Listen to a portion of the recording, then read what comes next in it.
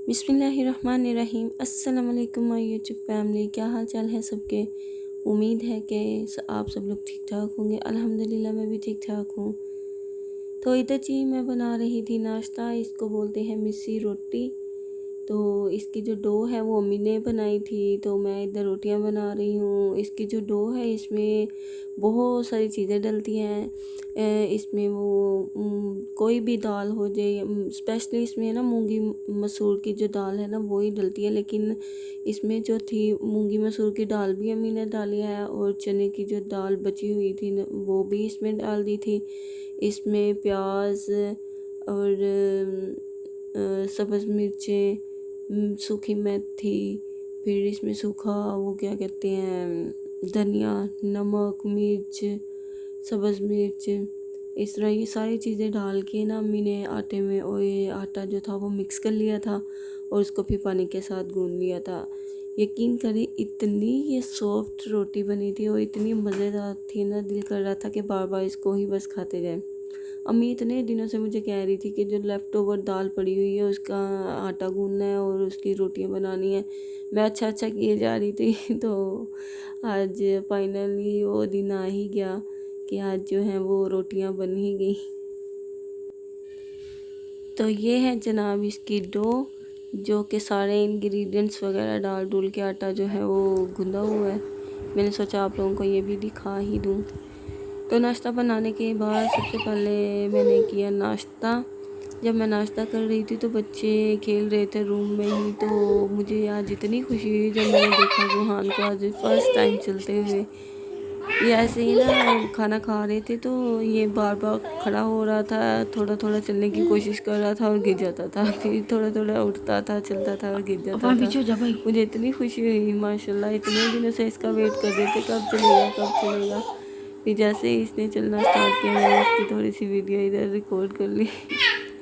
पानी से ना बार बार तंग किए जा रहा था, वो बार बार इसके पीछे भाग रहा था और ये चलने नहीं दे रहा था इसको। वो बार बार खुश होके फिर ना एक्साइटेड होके गिर जाता था।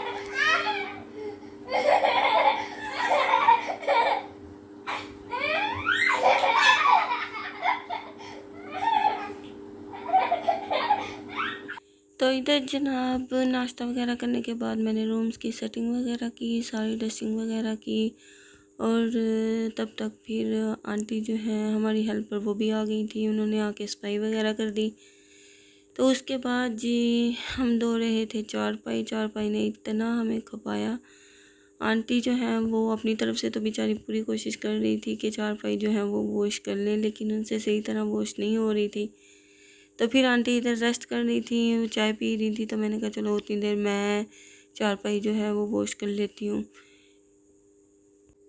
दरअसल आंटी जो है वो सर्फ और पानी में ब्लीच जो है वो डाल के और कपड़े के साथ जो है वो चारपाई के ऊपर ऐसे लगा रही थी, उससे इतना ना क्लीन नहीं हो रहा था। आंटी कहती मैं तो ऐसे ही देती हूँ, लेकिन हम जो है हम ब्रश के साथ वॉश करते हैं। जब तक ब्रश ना लगे चारपाई को हमें सुकून ही नहीं आता। वो तो ऐसे था जैसे बस कपड़ा ऊपर ऊपर से ही फेरा जा रहा है, लेकिन जो अंदर से उसके रेशे हैं ना वो साफ़ नहीं हो रहे थे। तो अम्मी जी को तो बिल्कुल नहीं अच्छा लग रहा था, क्योंकि उन्होंने अपने शुरू से खुद से हाथ से काम किए हुए हैं, अब उनसे होता नहीं है, तो वो उन्हें भी गुस्सा चढ़ रहा होता है कि ये कैसे काम हो रहे हैं। वो बेचारी चुप करके बैठी हुई थी। मैंने कहा अच्छा चले मैं हेल्प कर देती हूँ आंटी की। फिर मैंने इधर चारपाई आंटी के साथ वॉश करवाई।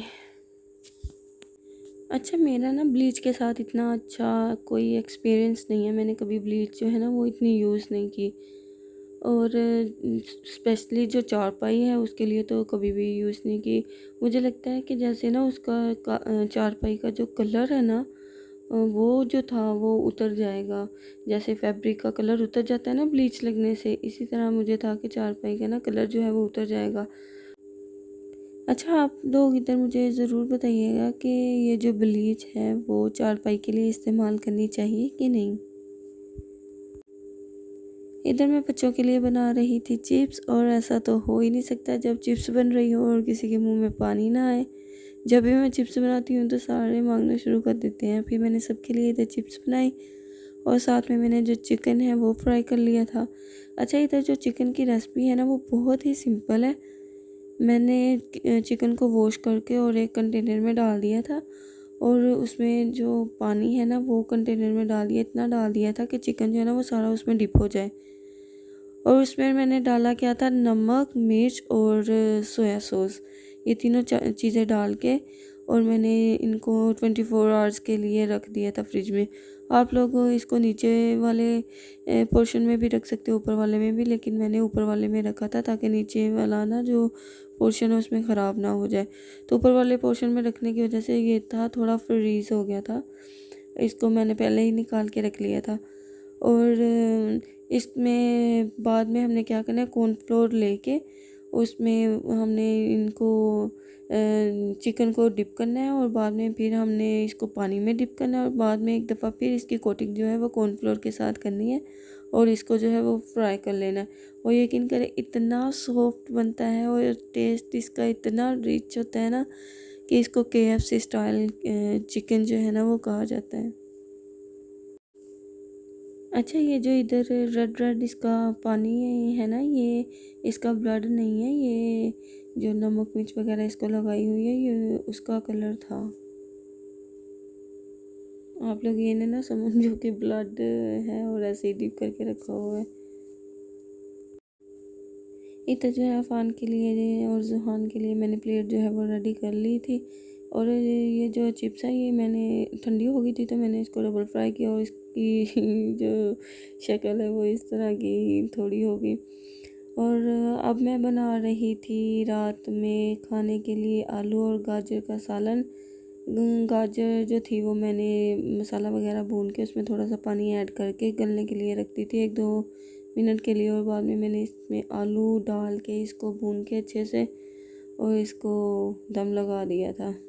तो बहुत अच्छा सालन बना था। जब भी मुझे ऐसे जल्दी में सालन बनाना हो तो फिर मैं प्रेशर कुकर यूज़ करती हूँ, वरना मैं हांडी में ही सालन बनाती हूँ। मेरे ससुराल में ज़्यादातर प्रेशर कुकर ही यूज़ करती हैं भाभियाँ और मैं भी फिर प्रेशर कुकर ही यूज़ करती हूँ, लेकिन इधर अम्मी जो है वो प्रेशर कुकर यूज़ नहीं करने देती।